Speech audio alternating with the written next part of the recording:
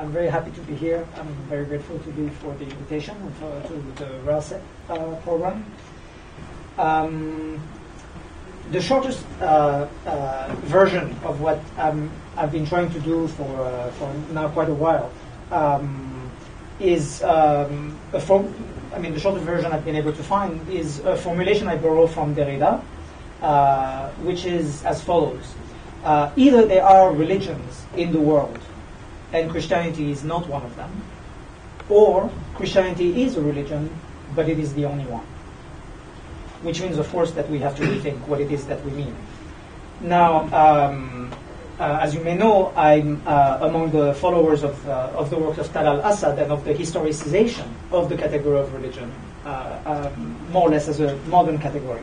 One of the steps that have been missing in the scholarship, although it's beginning to emerge now, mostly under the heading of the anthropology of Christianity, a category that is massively new. I think the first time that the phrase was proposed was in 2007.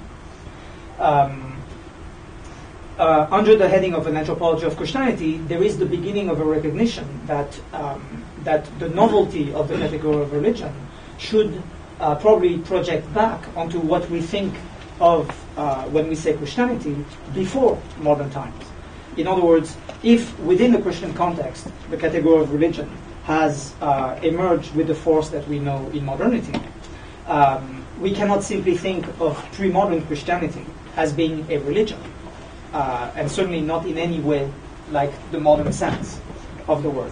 So that's the general frame, and of course part of my attempt, if not an answer, but towards some kind of mapping of what Christianity might be seen as being, certainly, and by Christianity, of course, I mean Western Christianity, Protestantism and Catholicism.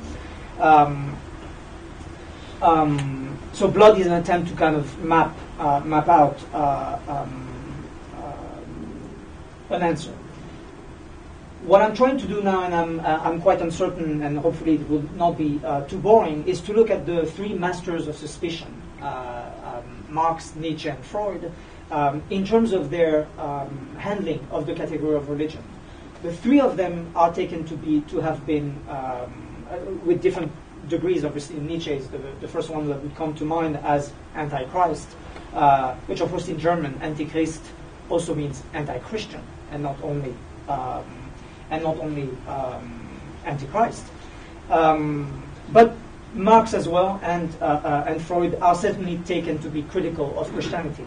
But for the most part, they articulate that critique in terms of a general critique of religion, which is where the problem, in my eyes, lies. Namely that whenever there's been a critique of Christianity, it has always been under the heading of a critique of religion. And the specificity of Christianity has to be recognized, if only because the category of religion is emerging from the Christian context. That would be the minimum. So what I'm going to be reading is, as my title is probably making clear, hopefully it's making it clear, is a reading of Marx on the Jewish question, which I'm suggesting is actually better titled On the Christian Question. And I hope it's not too tedious to try to show this in a fairly philological manner. Of all the famous or infamous questions Europe has raised for itself, if not for the other, the Christian question has yet to gain proper notoriety. It is as if age-old hesitations, are Jews a nation or a religion? What does women want? And other enduring puzzles, the Eastern question and more recently the Muslim question, it's as if those hesitations and puzzles had only partly or distortedly fulfilled their mirroring function. For do we know who or what has been doing the asking? Can we finally account for what the Christian wants? Was Christianity understood? Is it really and merely a religion just like any other? Did the masters of suspicion and their followers answer the Christian question? Did they even ask it? Marx, Nietzsche, and Freud had a great deal to say about Christianity, of course, and they are rightly remembered, in fact, as three of the most forceful critics of religion in general. It was a strange critique, to be sure, which puzzled over the future of an illusion and over the enduring existence of an antiquated object. Our age knows better, writes Nietzsche with his signature aplomb. I'm quoting Nietzsche, what used to be just sickness is indecency today. It is indecent to be a Christian these days. These days, anyone with even the most modest claim to honesty has to know that every sentence pronounced by a theologian, a priest, a pope, is not only wrong, it is a lie. And he is not free to lie out of innocence or ignorance anymore. End of quote. Drastic as it sounds, the critique is also strange because of the bizarre solidity granted the object of critique across time, space, or cultural and civilizational difference. Is it Christianity or Judaism, or even Buddhism, that is being talked about under the generic appellation religion? Are these truly equal or equivalent in their worldly projections? Have they really gained the integrity the word religion seems unfazed to bestow upon them? Everything is as if the critique had never missed the target, as if it had accurately defined its object, perfectly understood it, and indeed properly finished with it. Marx, Nietzsche, Freud, they received and accepted religion. They believed in it as complete and completed an accomplished problem. Marx, for one, articulated the paradoxically obsolete need for a critique of religion, for a struggle against religion, simultaneously announcing its demise and somehow expansively granting that, quote, religion is the general theory of this world, its encyclopedic compendium, its logic in popular form, its spiritualistic point d'honneur, its enthusiasm, its moral sanction, its solemn complement, its universal basis of consolation and justification. It is the fantastic realization of the human being, because the human being has attained no true reality. End of quote. At the same time as it's not the most quoted of definitions by Marx when it comes to religion. So at the same time as he defines religion, a definition that does not quite suit the expectations, purposes, and requirements of existing textbooks, Marx thus acknowledges its accomplishment, its abolition, and its abandonment. Quote again, the abolition of religion as the illusory happiness of the people is a demand for their true happiness. The call to abandon illusions about their condition is the call to abandon a condition which requires illusions. Much more understanding than the opium of the people. The critique of religion may thus be the prerequisite of every critique, but Marx has already discarded it. He typically testifies to its past realization. For Germany, at least, the critique of religion is essentially completed, Marx said. With no undue respect for what was to come with Nietzsche and Freud after Marx, and without quibbling too much about the chronological or geopolitical details, one could let things rest at that. One could be content, in other words, with the conclusion that the advent of true reality to consciousness, the critique of the conditions that sustain the illusion religion is, finally signifies a move away from what Marx again describes as the critique in embryo of the veil of tears, of which religion is the halo. With Marx, one would need to let go of Marx, at least of the early Marx. Accordingly, with religion, that is, with the critique of religion, one should let go of religion and move on to political economy, to genealogy, to psychoanalysis. This is what Alberto Toscano aptly refers to as the critique of religion in Marx, which leaves religion behind us as well as ahead of us. And such may very well be the case. Indeed, it would be amply confirmed by endorsing the view supported by Nietzsche and Freud that cast the critique of Christianity as the equal opportunity criticism of all religions, and vice versa. The view that Christianity is a religion, merely a religion, and that the critique of religion having been completed, there is nothing more to say about Christianity, and certainly nothing more than about any other religion. Here's Nietzsche. I do not want my condemnation of Christianity, some of which I've read to you before, which seems particularly targeted. So he says, I do not want my condemnation of Christianity to lead me to be unfair to a related and, measured by the number of adherents, even more prevalent religion, Buddhism. Now, there are the most striking differences between them, between Christianity and Buddhism. And yet, critiques of Christianity, this is still Nietzsche, owe scholars of India an enormous debt of gratitude for the fact that these two, Buddhism and Christianity, can now be compared. Nietzsche continues, the two belong together as nihilistic religions. They are religions of decadence. Now, to say such a thing in the late 19th century, to equate Buddhism and Christianity at the moment when Nietzsche is writing, seems to be quite extraordinary. Nietzsche, who had a sense of force, yes, and of differences of force, to basically equate both of those, Buddhism and Christianity, as religions of nihilism, and kind of leave it at that, in fact qualifying all the antichrist stuff, all the anti-Christian stuff, under basically the same heading. It's nihilism, just like Buddhism. Seems quite, I call it equal opportunity because it seems quite strange. So, my question again, what if Christianity were not a religion? What if Christianity were rather, in fact, this is Nietzsche again, the story of the progressively cruder misunderstanding of itself, a psychological misunderstanding? What if the critique of religion, the critique of Christianity as religion, had misunderstood Christianity? What if the critique of Christianity had erroneously reduced Christianity to one of its elements, a minor element at that? What if it had accepted its own claim and work of purification, to mention Bruno Latour, and thereby exonerated its more expansive dimensions and manifestations, exempting them from criticism? Not to be too caricatural about it, but the political dimension of Christianity, the role of the emperor as opposed to the role of the pope, would necessitate that one does not criticize only the theological structure or the theological manifestations of power, but recognize that the theological political division is what Christianity is for a great part of its history. So minimally, not only the religious, not only the theological. Some time ago, Karl Löwith and Jakob Taubes had pointed out that Marx's wide-ranging critique of the bourgeois capitalist world stands in strict parallel with Kierkegaard's critique of the bourgeois Christian world.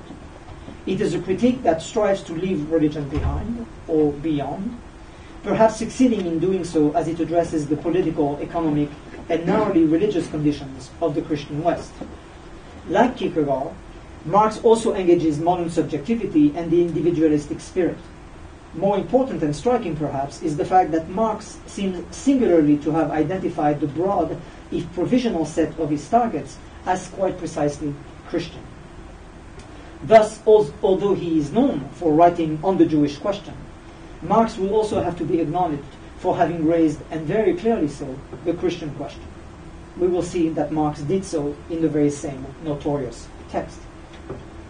I'm not the first to suggest that that infamous essay could have been titled, perhaps better titled, On the Christian Question.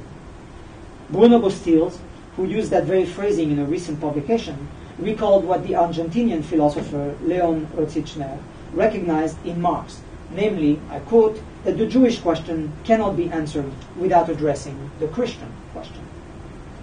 And what is Rosichner's question with regard to the Christian question? I quote, we ask if the fundamental ground of the Christian religion is not necessarily the fundament of domination precisely in what is religious in it. End of quote. There will be time to wonder some more about the slide from domination to religion, about this insistence on religiosity and on the religious, or on the displacement of the communist attention from religion as the general theory of this world to the very religious foundations of the modern theory of the subject. For now, do recall that Marx already reproached Bauer for turning the Jewish question into a purely religious question. That is one of the most explicit criticisms of Bauer that Marx formulates. So he criticizes Bauer for conceiving Judaism only as crude religious criticism of Christianity, and therefore foreseeing in it merely a religious significance, as well as for considering that the ideal and abstract nature of the Jew, his religion, is the Jew's entire nature. After Marx, in other words, we might still be trying to break with a theological formulation of the question. I have no objections, much less additions, to make to Bostiels and by extension Rosichner's reading of Marx or to the premise we share, which I have to in fact taken as my guide. While confronting the ever-popular Jewish question, Marx acknowledged the urgency of the Christian question. This could have been obvious from the start, insofar, Marx says, as the Christians have become Jews. Right? The rule of symmetry would minimally say that we need to address both. But does it mean that what they share, the Christian and the Jew, is religiosity? Does it mean that on the Jewish question is really concerned with religion, and primarily so? Marx might have been overly optimistic when he asserted that, quote, the formulation of a question is its solution. According to that logic, but perhaps an answer is different from a solution, as indeed it should be. I quote again, the critique of the Christian question is the answer to the Christian question. I quote, of course, by changing what Marx says about the Jewish question. He says the critique of the Jewish question is the answer to the Jewish question. We shall see. Marx does call attention to religion from the very outset. He begins, following Bauer, with the fact that, quote, in wanting to be emancipated from the Christian state, the Jew is demanding that the Christian state should give up its religious prejudice. Does he, the Jew, give up his religious prejudice? Has he then the right to demand that someone else should renounce his religion? End of quote. There should be no question at this point that the most rigid form of the opposition between the Jew and the Christian is the religious opposition. But Marx continues, how is an opposition resolved? By making it impossible. How is religious opposition made impossible? By abolishing religion. I shall not revisit the familiar difficulty of interpreting the word that the translation of which I gave here as abolishing, since the word in German is aufheben. It's a difficult enough word, as you know, both from Hegel and from Marx. But Bostil's rightly point out that the argument for the political emancipation from religion cannot suffice. In fact, the abolition of religion risks leaving intact the religious, or more properly Christian, core of the dominant form of modern politics. That is to say, it fails to touch upon the Christian core of the modern state. That is Bostil's. So what is to be done? Bostil's, who insists that we render to Bauer what is Bauer's and to Marx what is Marx's, points us to a more fundamental problem, a more fundamental opposition. What would be at stake, he says, is the relation between religion and politics, and not merely the opposition between two religions. What would be at stake is the extent to which there is a Christian foundation that lives on, hidden at the very heart of the supposedly secular modern state. Now, Marx invokes the phrase the Christian state, der christliche Staat, quite a lot. And so when he recalls that the German Jew in particular is confronted by the general absence of political emancipation and the strongly marked Christian character of the state, it seems that the question is indeed the question of the relation of religion to the state, of the contradiction between religious constraint and political emancipation. It might even seem that the problem resides between religious foundations and political structures. Marx further asserts, in fact, that Bauer's error lies in the fact that he subjects to criticism only the Christian state, not the state as such, that he does not investigate the relation of political emancipation to human emancipations. These are all fairly famous formulations. So here's the problem. If the Jewish question, and by extension the Christian question, is ostensibly about religion, why does Marx underscore that religion is not the way to go? That religious or theological criticism is already antiquated or simply wrong-headed?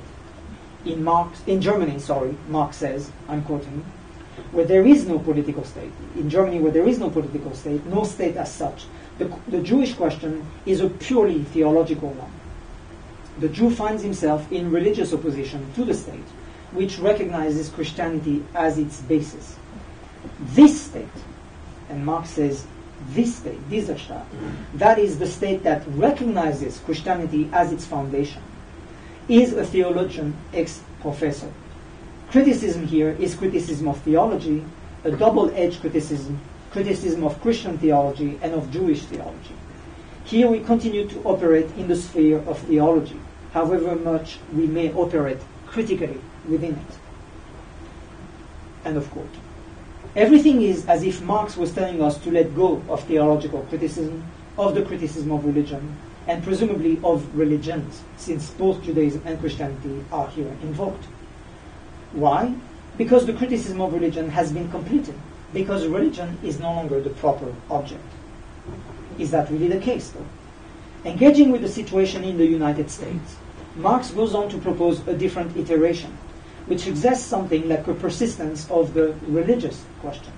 I quote, "The question is, what is the relation of complete political emancipation to religion?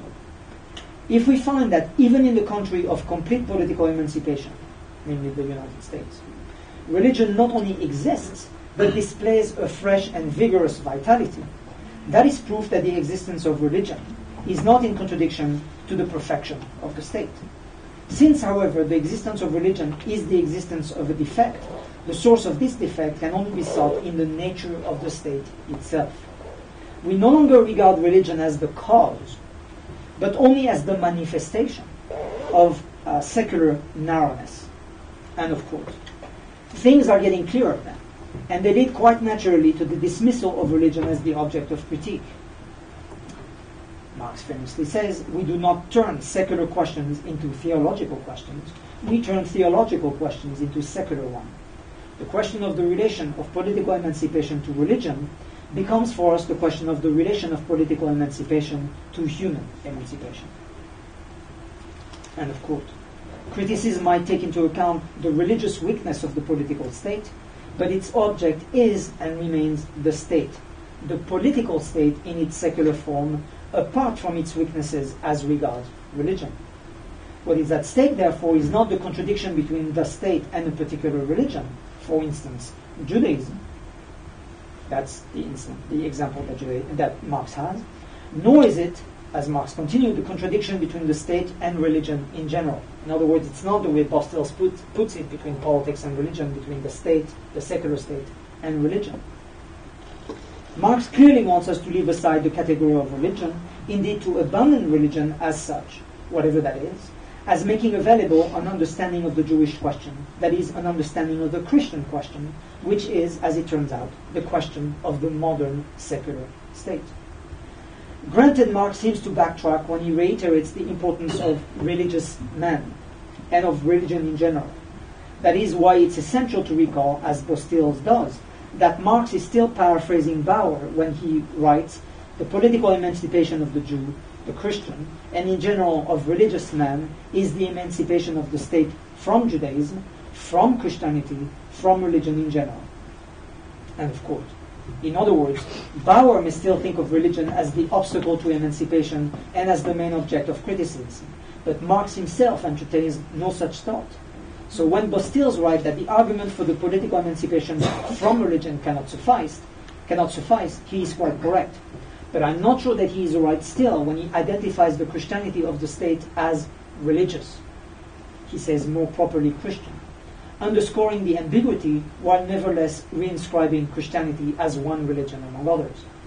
Bostils writes that the abolition of religion risks leaving intact the religious, and more properly Christian, core of the dominant form of modern politics. That is to say, it fails to touch upon the Christian core of the modern state. So either the problem is about religion, or it is about the state, and political and human emancipation. And the state, which remains the real target of Marx's criticism throughout, must do more than emancipate individuals or itself from religion. Accordingly, if more enigmatically, the state must be treated otherwise than as an intermediary toward emancipation, for that would still be, Marx says, religion. Thus, I quote, "Man, even if he proclaims himself an atheist through the medium of the state, that is, if he proclaims the state to be atheist, still remains in the grip of religion." This is a momentous moment in Marx's argument. To proclaim the state atheistic, to name it so, is to remain confined within religion or theological criticism. In fact, to relate to the state as if it were an intermediary, that too is religious. It is religious because it maintains a religious way of being, but it is religious as well in that it conceives of the state according to religious categories. Viewing the state as a means of emancipation is to posit religion as a foundation to criticize. Why? Marx goes on to explain, offering yet another definition of religion that has yet to become canonical. Note that this is not religion as projection, à la Feuerbach, nor religion as illusion. It is religion as mediation. Quote, religion is precisely the recognition of man in a roundabout way, through an intermediary, durch ein Mittler. Religion is the roundabout and mediated acknowledgement of man. And acknowledge man one must, but instead of acknowledging him directly, religion does it circuitously and deviously. More precisely, in religion, man is acknowledged indirectly through an intermediary. And where do we find religion thus defined? In the treatment of the state. But not the state as religious or as atheistic, rather in the treatment of the state as intermediary. Quote, just as Christ is the intermediary to whom man transfers the burden of all his divinity, all his religious constraint, so the state is the intermediary to which man transfers all his non-divinity and all his human unconstraint. End of quote. Religion, in other words, is not a religion of the state, but the relation, the mediation between man and the state. This is important because Marx liberates us, or should have liberated us, from a narrow conception of religion, or for that matter, from a theological conception of religion. Any intermediary will do, really, and you could imagine that Marx would have a field day with the current religious craze that is the new media. Marx would not say that it is founded upon religion. He would say that the new media, the social network, all of this mutual but derivative and even devious acknowledgement of man by man, all of it is religion. And yet did not Marx want to leave religion behind? He did shift the object of criticism quite a bit, for instead of criticizing religion or religions, we have in fact moved on to criticize the state and whatever intermediaries are posited on the way to acknowledging man. But let us linger with the state. Marx is being specific, fine-tuning his analysis and calling our attention to two different kinds of states, revealing that the word religion was perhaps too generic still. Marx refers to these states and distinguishes between them with limpid clarity. The perfect Christian state, Marx writes, is not the so-called Christian state, which acknowledges Christianity as its basis, as the state religion, and therefore adopts an exclusive attitude towards other religions. So, two forms of state: the perfect Christian state and the so-called Christian state, which is the state that says we have a religion and it is Christian, namely Germany, right? You recognize it from before. So two different kinds of state, one of which is called Christian, the other is truly Christian, perfectly Christian. And it is not the one we expect. For one state, the so-called Christian state, is also the imperfect state. And it is not the Christian state. It is only called that. In fact, it should not even be called a state. I quote, the so-called Christian state is simply nothing more than a non-state, since it is not Christianity as a religion, but only the human background of the Christian religion, which can find its expression in actual human creation. Again, you recall how he's basically commenting on Germany, which he said before is not really a state. It would take time to determine what the precise difference is between the human background of the Christian religion that can find its expression in actual human creations and Christianity as a religion, which must be looked at elsewhere, it seems, than in human creations. But be that as it may, the so-called Christian state is the Christian negation of the state, but by no means the political realization of Christianity. The so-called Christian state, Marx continues, is the imperfect state, and the Christian religion is regarded by it as the supplementation and sanctification of its imperfection. For the Christian state, I'm still quoting, therefore, religion necessarily becomes a means, hence its basis. It does, in other words, what Bostilles does. It professes Christianity in the form of religion. Das Christentum not in der Form der Religion bekennt. And Marx would refer to it as the so-called Christian state, since it has and claims to have its foundation outside of itself, in religion. But Marx is no fundamentalist and no foundationalist either. More precisely, Marx will not grant religion any foundational role. He consistently refuses to take religion as the object of his criticism. So then, what is precisely the object of Marx's criticism? Is it the state or is it religion? Clearly, it is not religion. It is rather the other kind of state. The state to which he draws our more attuned attention. Marx calls it, once again, the perfect state, the complete state. Actually, Marx called it the perfect Christian state. And he distinguishes, to repeat, from the so-called Christian state. It seems important, before we go on to understand this unheard of state, to acknowledge that it does not maintain the distinction between religion and politics.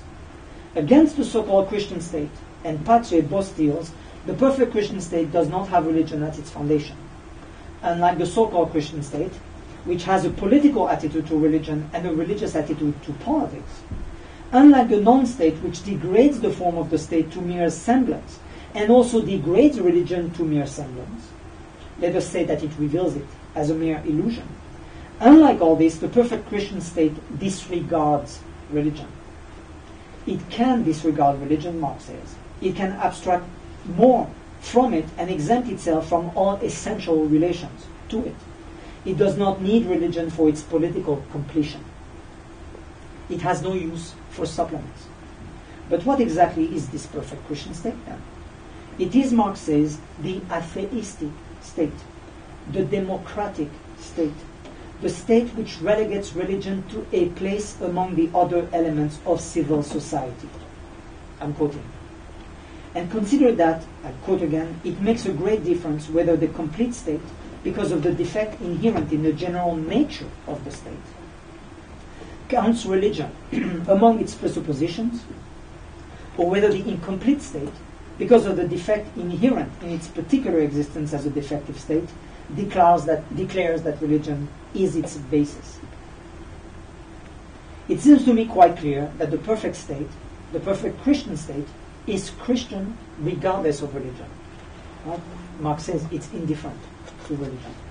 That is to say that it is Christian, but its Christianity must be conceived otherwise than as religion. The perfect state is rather one of the forms Christianity takes, only some of which is religious. Christianity is a form, a set of forms, and it also has political forms. It is those forms that Marx opposes, calling for alternative political forms, alternative emancipations. In fact, true to the theological political distinction it establishes, Christianity accordingly defines the current forms of the political. That is how the perfect Christian state remains Christian. Christian in its very structure.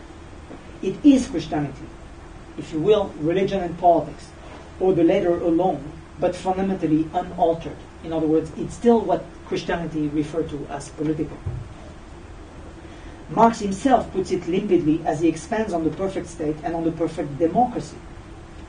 Quote, Christianity attains here the practical expression of its universal religious significance, in that the most diverse world outlooks are grouped alongside one another in the form of Christianity, and still more because it does not require other people to profess Christianity, but only religion in general, any kind of religion.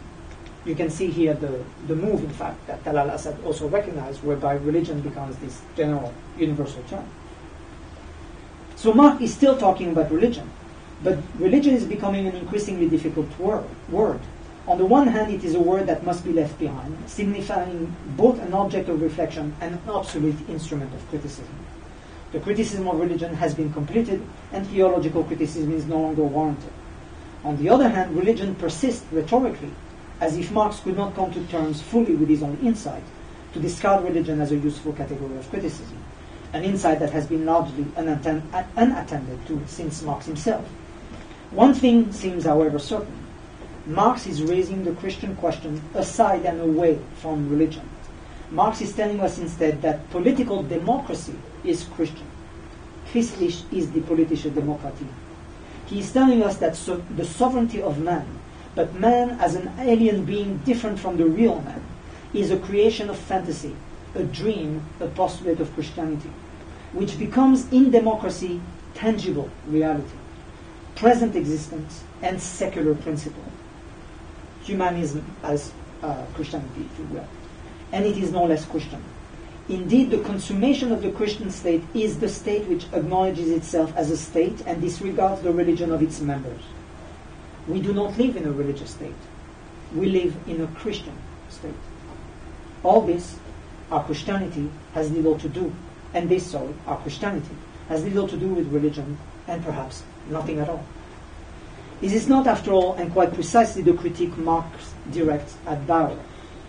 That Bauer deals with the relation. That Bauer deals with the relation between the Jewish and Christian religions, and also with their relation to criticism. Bauer is wrong because he transforms the question of Jewish emancipation into a purely religious question. For Bauer, it is still a matter of a profession of faith, but no longer a profession of belief in Christianity, but of belief in Christianity in dissolution. In other words, Bauer is wrong on two counts. He continues to practice religious criticism, the criticism of religion, and he fails to ask the Christian question, the persistence of the Christian question, since he deals with Christianity as in dissolution, as religion. Bauer considers the ideal and abstract nature of the Jew, his religion, as his entire nature. He also conceives Judaism only as a crude religious criticism of Christianity, and therefore saw in it merely a religious significance. Let us not make the same mistake, Marx tells us. Let us try to break with the theological formulation of the question. Let us stay away from religion, and let us look instead for the secret of his religion in the real Jew. Are we back at the Jewish question then? Have we resolved the Christian question? I think not. Marx is just about to ask us to come to terms with the fact that we are all Christians, even the Jews.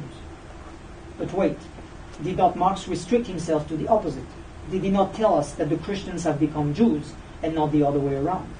He certainly did.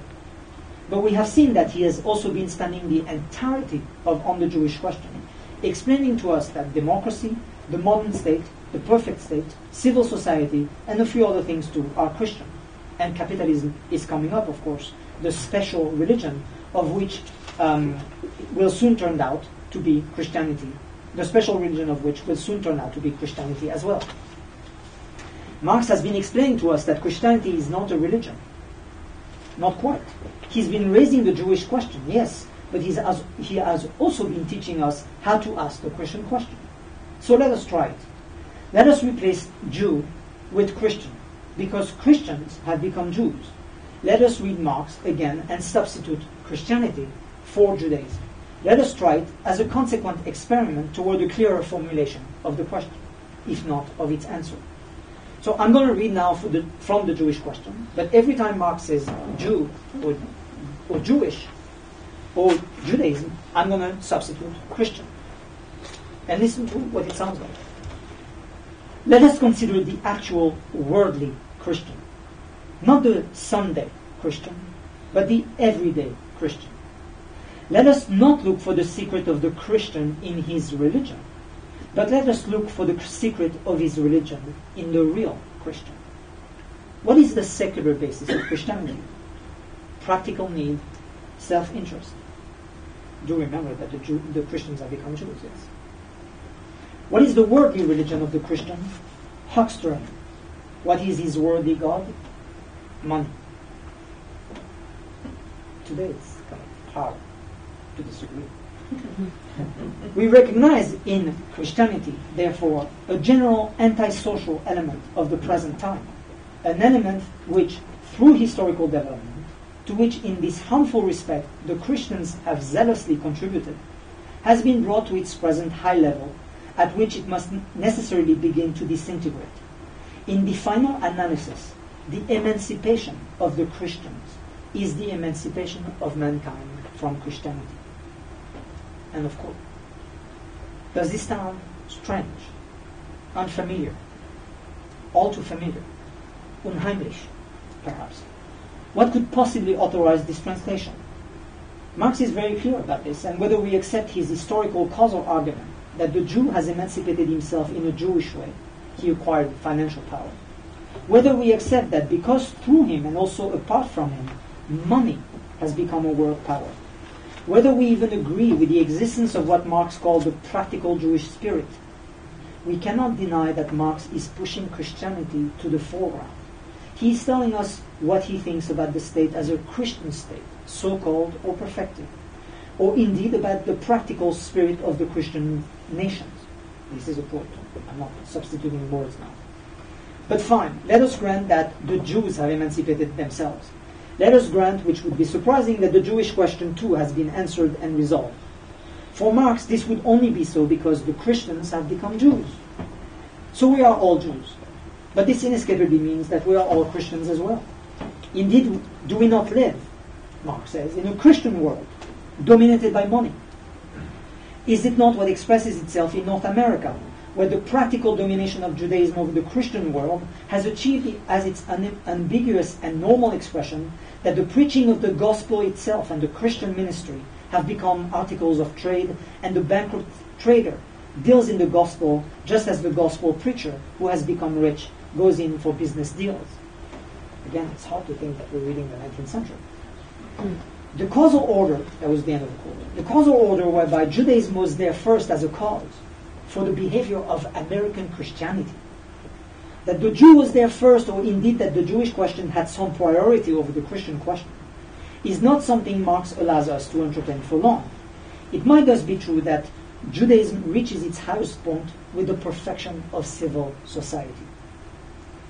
But, Marx says, and I'm quoting again, I'm almost done, but it is only in the Christian world that civil society attains perfection.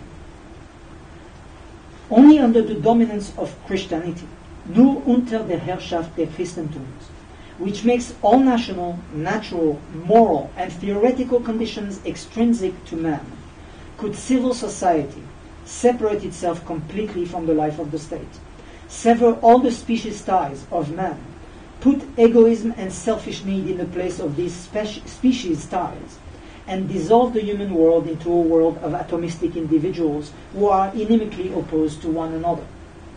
From the outset, I am quoting still, the Christian was the theorizing Jew. The Jew is therefore the practical Christian, and the practical Christian has become a Jew again. So you see that Marx in fact does the flip. End of quote. We are all Jews, and sure, this too might turn out to be the Jewish century. But we have long witnessed and participated in the common practical application of Christianity, an application that could only become general after Christianity as a developed religion had completed theoretically the estrangement of man from himself and from nature. Was Marx interested in a religion? No doubt he was. Was he anti-Semitic? I cannot help but think that the world he was engaging and criticizing, the world he saw and criticized by putting religion in its proper place, enabled him to acknowledge a much more important truth than whatever he claims to have uncovered about Jews and Judaism. Others would have more radical answers and infamous solutions to the Jewish question. But what about Marx's take on Christianity? What about us? Are we Christians? Are we Jews? Marx says that the Jew is the practical Christian, and the practical Christian is the Jew. This means that one thing is unequivocally certain. We are all Christians, good or bad Christians, and we live in a Christian world, the very world that Kierkegaard referred to as Christendom. A world that is not by any stretch of the imagination, a religious world, a world of religions. Kierkegaard knew it, and Marx knew it too, who tried to get us on our critical way. The critique of religion has indeed been completed, and religion has been abolished. Now comes the time to critique Christianity. Now comes the time to recognize the structural connections between capitalism, the modern state, and civil society, and subjectivity too, as Rottichner said. And religion, or religion as well, if one insists on invoking this antiquated, indeed abolished category. But now comes the time finally to raise the Christian question. Thank you.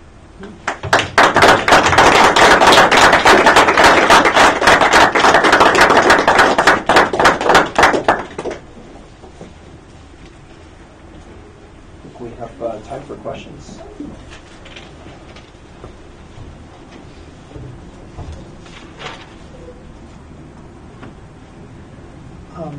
Could I ask you to take this further? If we recognize Christianity as you are defining it by the end of your talk, what do we come to understand that we didn't understand before? The way I see it, we have had a critique of capitalism. Whether it has sufficed is, of course, a question, but certainly we have had it. We have had a critique of modernity. As a result, we've had alternative modernities as well, but certainly it's been unleashed. We have had, and it's the fact that those are distinct, although there's been people trying to brought usually two of those terms together, a critique, of course, of colonialism.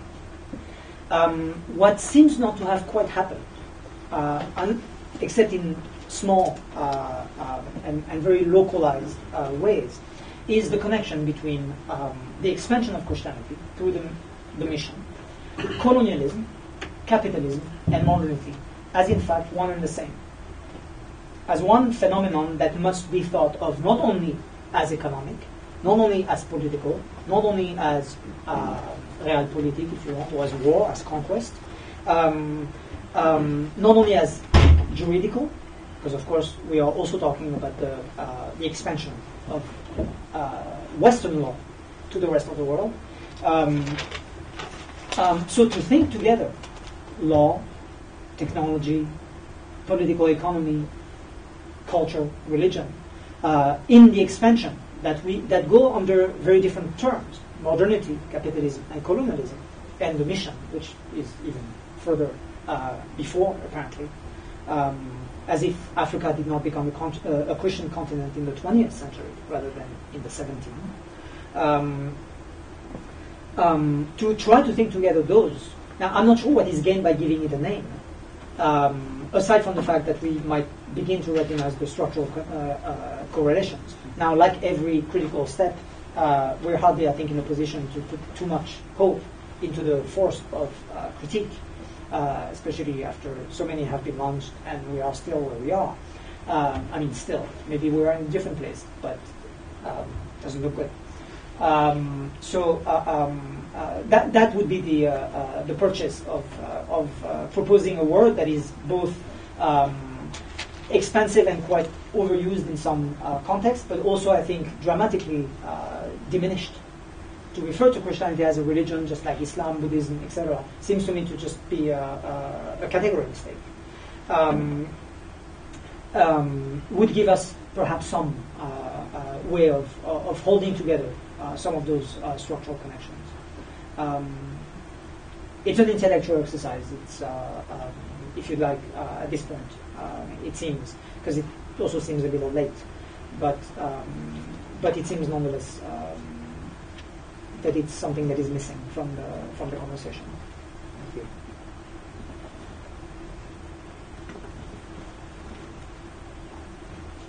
Are you specifically talking about Protestant Christianity? Because, I mean, is that the Weber thesis of the spirit of capitalism? And I'm thinking about the Catholic tradition. I mean, I don't think typically how would that fit into? Yes, I have friends who tell me that I should insist more on the distinction, which I have a tendency to think of as more as a family quarrel. It's a little like the war between the English and the French, or between the English and the Spaniards. I've been called an apologist for the Inquisition because I've tried to argue that the Black Legend, which is fairly famous in this country, namely that the Catholic empires were the really bloody and cruel ones. Right, the Spanish Empire was really cruel because, you know, the Dutch Empire, the British Empire, and the German Empire have been, you know, basically bloodless and kind of gentle. So part of the purpose is to minimally to transfer some of the cruelty and bloodiness of the Spaniards, mostly of the Spanish Empire and the Portuguese Empire, kind of forward, and to argue that the Black Legend seems to simply project back most of the horrors that in fact we cannot but think of as modern. But there is, I think, a political connection between the two. There is, of course, a transformation. But I'm with the mostly German, by the way, medieval historians who see the beginning of the modern state with the church. That the church, in fact, the medieval church, is the first corporation, many of us know this, but also that it is the first modern state in terms of its administrative structure, in terms of the way in which it unifies, in terms of the, that's part of the argument I tried to make in Blood, in terms of the disciplinary revolution that it instantiates by way of the sacraments. So to look at the continuity of the political arrangements as dramatically different as they might seem, the kind of diminishing of the church into nation state, which includes the disappearance of blood, or at least the apparent disappearance of blood, at least from the discourse of the sacrament by way of the Reformation, seems to me to make too dramatic a rupture. I don't deny distinctions, difference, and I'm not trying to establish pure continuity, but it seems to me that in a way that is not quite Foucauldian, even though Foucault's name is often invoked in this context, needs to recognize that there are fundamental continuities. Yes? So just to follow up a little bit, so to call all of these things Christian as a kind of intellectual exercise, to kind of the work that does, you might say, would that be to just remind people of the hegemony of the Western tradition and the Western Christian tradition throughout? Well, I mean, history? there is that. Although, to be fair, yes, it is an intellectual exercise. I'm sorry, I'm a kind of self-hating academic.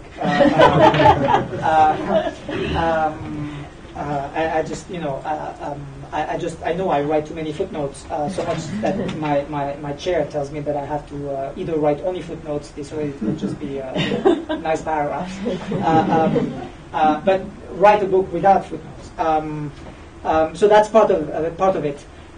There is another dimension which it seems to me is important to recognize, something in the spirit of Gauri Viswanathan's argument in Mask of Conquest, namely that there is a moment in India where conversion, or rather the explicit claim that England comes as a Christian power should be dimmed. Jules Ferry, by the way, says the same thing in Algeria, the great leader of laïcité, right? Says in Algeria we have to be careful that they don't perceive us as Christians. In other words, he understands perfectly that laïc or not laïc, the French are Christians. And he says explicitly we have to be careful that they don't understand it in that way, because then they will in fact gather around Islam, and then we have a problem. So part of laïcité is in fact the masking, as in Mask of Conquest, of Christianity. That's one element. But there's also a very, very explicit claim to be doing the work that is being done in the name of Christ, which seems to me to be obvious not only in the Spanish Empire, but also in the English Empire. We can argue as to how we want to understand even Nazism in this context. But the point is that it's not only my choice, or look, these are Westerners and therefore they are Christians. It's also that the self-understanding, however correct, however heretic, however distorted, of much of the conquest of the world and of the claims that are being made seem to have been explicitly and self-identifyingly Christian. Not Judeo-Christian, which, as you know, is a term that only becomes popular after some payment, apparently, is extracted to include the Judeo in the Judeo-Christian.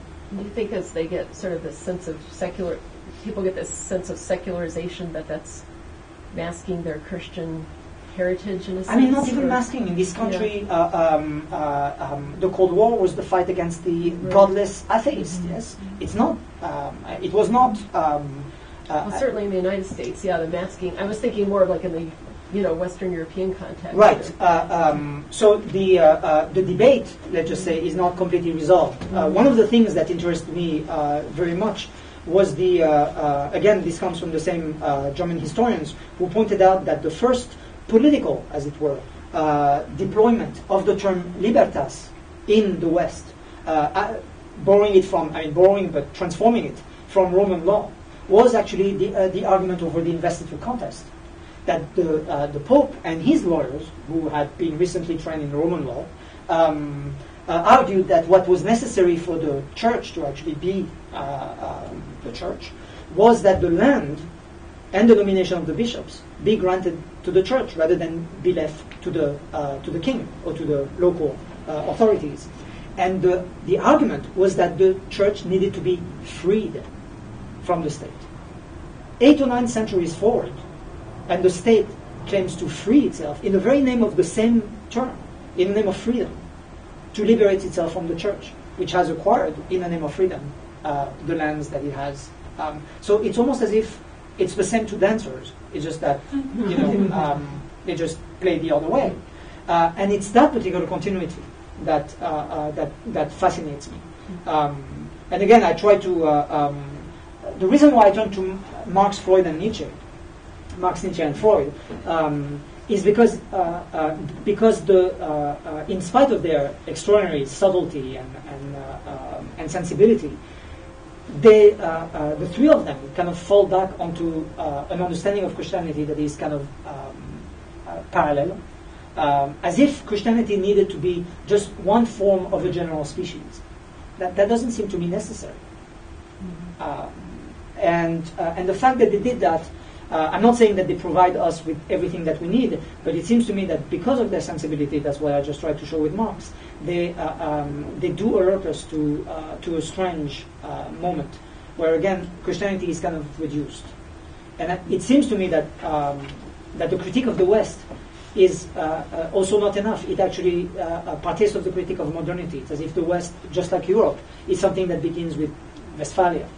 Right? It's not a long journey. But the Spanish Empire, even the Crusades, will set up a whole lot of the discourse. The Limpieza de Sangre, which is not the beginning of biological and scientific racism, but it's certainly the beginning of the Christians understanding themselves as a blood community, something that anthropologists are going to do, have a big love fest with for many centuries.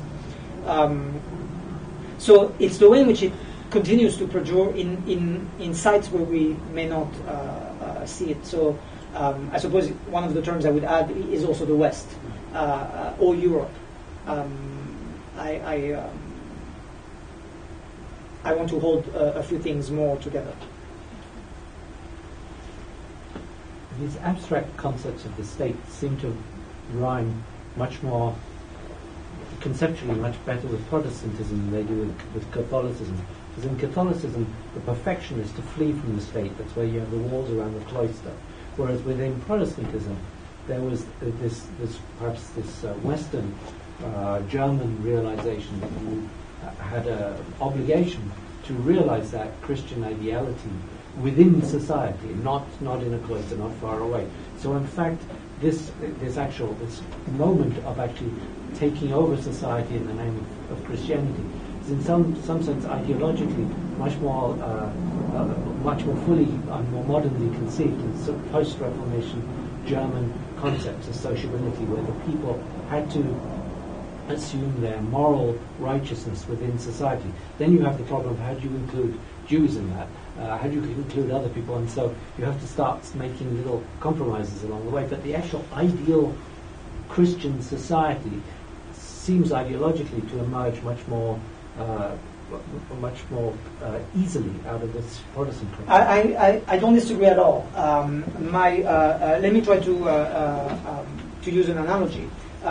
If I were to say, especially in this context, it might be perhaps productive, to say that Israel is a Protestant state, that Zionism is a Christian invention, and in fact a Protestant invention, because sola scriptura and sola terra is actually the same gesture.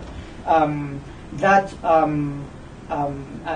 I see you agree. In most contexts where a few of my friends and myself, and not only my friends, but a few people have made that argument, it hasn't always gone well. In other words, the Christianization of the Jews is not yet fully consensual, and so much as we need to recognize, and I think that is part of what Marx is describing, the Christianization of the Jews over the period of the emancipation and with the emergence of nationalism, I think we need to recognize that Catholicism has also been Christianized, in which case we mean Protestantized, by way of the Reformation, by way of the adoption, just like like Partha Chatterjee told us about nationalism. We can hope that it has broken from the colonial mode. He says toward the end of Nationalist Thought, but but we can be completely sure. And so it's this emancipation both of Protestantism from Catholicism. Again, which is why I like this kind of longue durée argument that the Church provides the model even for the Reformation, and then it is transformed by the Reformation. Implies a sedimentation, right? In other words, I'm hoping that over against the people who have often told me that I was essentializing Christianity, to which I answer, well, if the essentialization of Christianity is to not grant it the status of a religion for 2,000 years, in which case it seems pretty ahistorical, right? To say that Christianity has been a religion for 2,000 years means that Christianity and religion are stable enough to conflict them. Is to recognize that Christianity has transformed itself massively, and of course by way of the Reformation as well. But that doesn't kind of cancel out what it carries.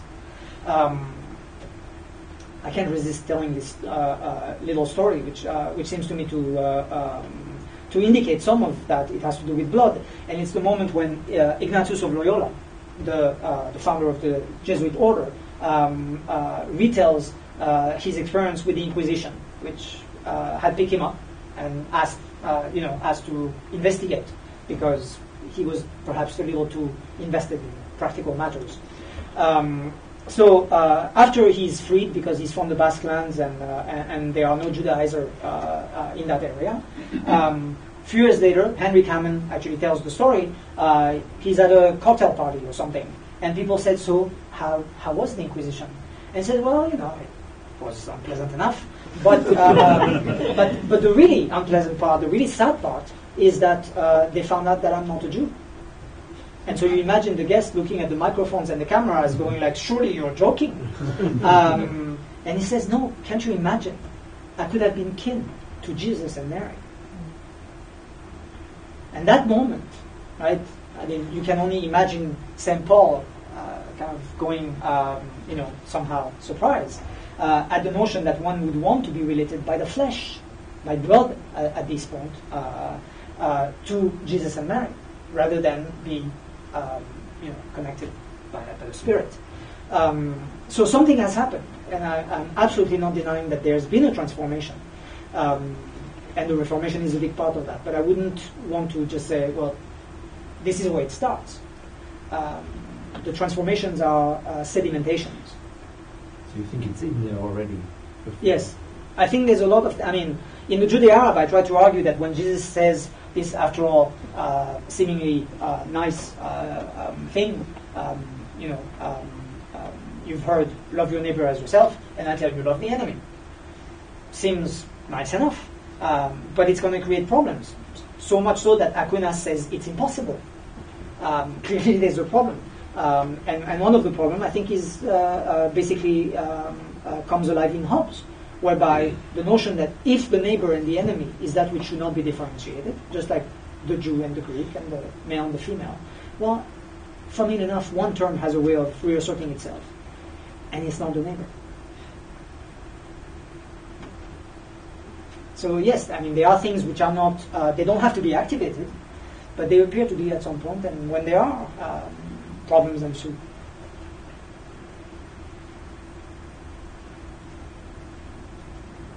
This is maybe this is a naive question, but I'm curious about two different things that may or may not be linked. One would be just a practical question about the marks, which is why not then just call it the Christian question? Why did he not? Why does he begin with the Jew, and why does it sort of require this transposition?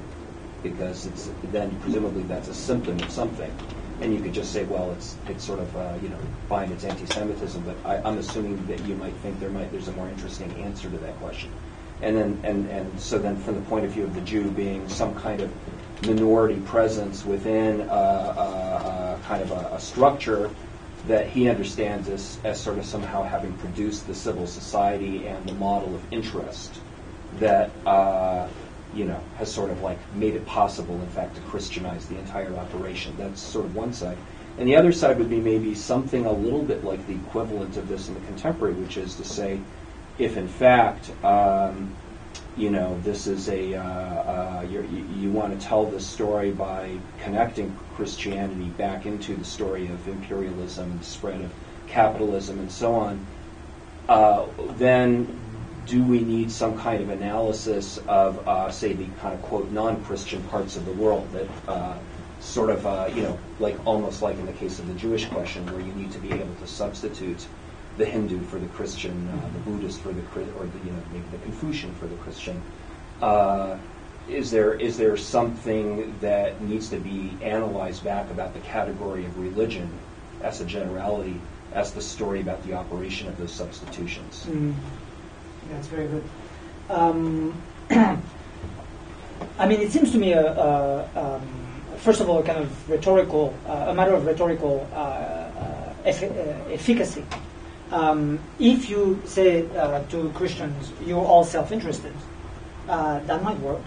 But if you tell them, you're all a bunch of Jews, that might work better.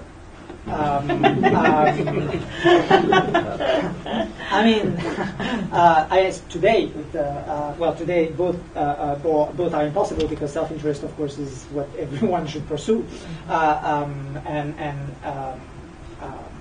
and you certainly could not say anything that would smack. It's quite amazing how no one can be an anti-Semite these days. It's kind of it's almost kind of sad. You want to say that can an anti-Semite actually stand up and say, yes, I am an anti-Semite, rather than say, no, that's not. So I think it's a matter of efficacy. It's also the case that fundamentally, and although Christianity appears, I think, whereas Judaism, Shylock appears in Capital, but for the most part, it is, to the extent that there's any reference to the kind of argumentation he was making in the Jewish question, it's only with reference to Christianity. But for the most part, it's true that he does seem to leave it aside. Now, is it because capitalism should be understood as a much more capacious term, that in fact, rather than understand capitalism, the critique of capitalism as just a matter of political economy, what Marx, superstructure, substructure, etc., basis and infrastructure. However we understand his argument, it might actually have to be more capacious, which of course the history of Marxist criticism seems to me to kind of bear that out, that of course it's not just about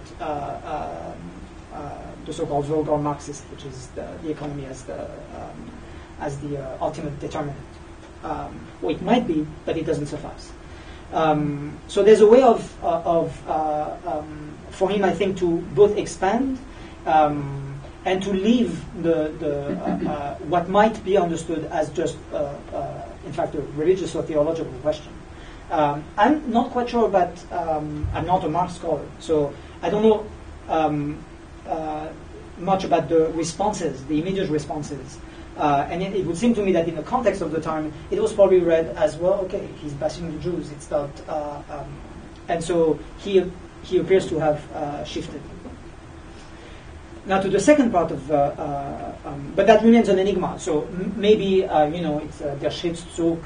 It's a moment when he himself kind of shrinks from his own inside, the way Kant is said to have done by Heidegger. But so to the second question, I do think that the dissemination, the work that Barney Cohen has done on the importance of the census, the administrative regulation of religion, the identification of citizens by way of their religion, the emergence of communalism in India, of tribalism in Africa, of sectarianism in the Middle East. Those appear to be effect of governmental practice, of managing practices on the part of colonial power, even if one goes back to the Tanzimat. In fact, an adoption of Christian modes of government, of Western mode of government, which have an effect of producing massive identifications by way of much more narrowly defined religion. Right, where, for example, the transformation of legal corpuses is massive. While Halak's work on this is very interesting, right? Basically, he says Sharia doesn't exist anymore. It was basically destroyed because it was an alternative to the state, to the modern state. So we can say there's a state and there's Sharia. It's almost Marx's argument. They cannot be Christianity. I mean, they cannot be just a religion. Whatever it is, it's not what it was once there is the state. It is the state as such that must be criticized. So yes, religion needs to be included. The transformation of religion or the advent of religion needs to be, I think, put within this larger context. What it has meant in terms of the expansion of modernity, in terms of the infiltration of Western rule. I'm fascinated by the fact that today in Pakistan, to divorce is absolute catastrophe. Since when does the Islamic tradition condemn divorce? Only if marriage has become a sacrament, can divorce become a problem. I'm not saying that whatever divorce was great, yes, but it was certainly a formality. And it has become now a great obstacle. And part of it is the dissemination precisely of family law by way of colonial administrators, and not, definitely not by maintaining the Sharia in the area of family. So a reconception even of the family has occurred, and we know this, that the cellular family has become the general model pretty much everywhere. So an expansion of the critique, and I think that it does have to go through as well the emergence of. Now, I'm not saying the work hasn't been done at all, yes, but I think that that it does give it a different kind of sharpness. Yes. I really enjoyed the reading that you did of Marx's essay, and it always strikes me that there's this moment in Marx that the extraordinary complexity of that distinction between the pure Christian state and the so-called Christian state. And the pure Christian state as being this abstraction where the secular formation has taken the place of how humans misrepresent themselves is kind of mediated through this external entity. But then when he returns to, we've all become Jews, money is our God, hucksterism is our religion, it just feels like he's falling back into this very kind of simplistic place where money takes on this very kind of simplified theological function. And I was curious if you might be able to relate the abstraction of that understanding of political power of the first part of the essay to the evolution of the money form that you outline in Blood. Is there a way to kind of bring those two? That's very interesting because I'd have to check. I don't remember now, but I would have to say that the term that he uses for the state as mediator, like Mittler, has to be used in the discussion of money in capital. And maybe part of what happens is that the state almost becomes secondary. After all, it's not completely untrue. Right, the way Arendt puts it, that the state just becomes a merchant for capital, right? Kind of servant of capital, and maybe that's what happens, and maybe that is the answer to your question as well. That he understands that as a mediator of the human to the human, money is in fact much more capital has become much more pervasive and pernicious throughout so-called Christian states and Christian states. So that the criticism of the state ends up being also kind of left behind because it is not where it's at. I would actually want to check the specific language. Clearly the language of mediation is all over the discussion of money, but whether he actually uses the term Mittler, intermediary, right, when it comes to money, may suggest that that's the move. He leaves the Jewish and the Christian question behind because he leaves the question of the state behind. And then it becomes the question of what money does as a mediator, which in the Jewish question is, I agree, still pretty banal. I mean, he hasn't done the work yet. This we know. So, yeah, thank you. You made the distinction between Western and Eastern Christianity towards the beginning of your talk. And I'm wondering, against the background of your definition of Christianity and your argument about Christianity, why is that distinction necessary? And then how would you suggest we understand Eastern European Orthodox Christianity against that background? Well, I think it's Zizek who started using the phrase "actually existing Christianity," right? The way in which people talked about actually existing socialism.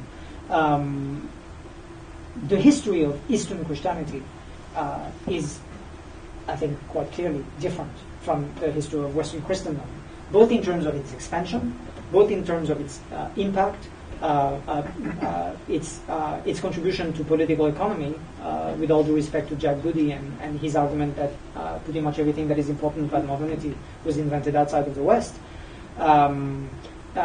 It's too much of an origin story.